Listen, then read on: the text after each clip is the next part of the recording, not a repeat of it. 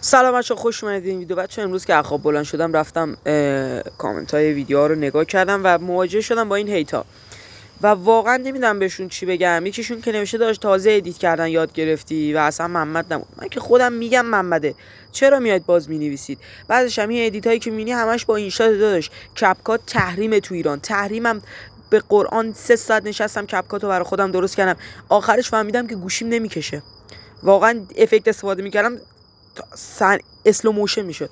بعد نگاه کن، اینی که 2 میلیون بازدید خورده ویدیوش و همه ایرانی اومدن زیرش نوشتن داشت با اینکه محمد بود بازم سخت بود. آخه با اسمارس بابا بیاید خدایی آدم باشین، بیاید خدایی. اصلا ناموسن درکتون نمیکنم. این شاتشو نگاه کن داداش، با اینکه با محمدم زد، یارو محمد اونجا بازم کاتش کرد که بگه من هیف فایر زدم. این فاصله رو نگاه کن، بازم کاتش کرد. اینجا نکن 2 ساعت دنبال ایم طرف بود، ایم قفل کنه روش. اینجا نکن اصلا کات نکردین یه تیکر رو، اصلا نمیدونم واقعا خدا ویو به چه کسایی میده. اینجا نکن من بدون کاتی بدون چیزی همچین شاتایی دارم براتون میزنم، خودم هم دارم میگم محمده. واقعا میدونی چقدر سخته که همین کارا رو بخوای با محمد انجام بدی؟ واقعا میدونی چقدر سخته؟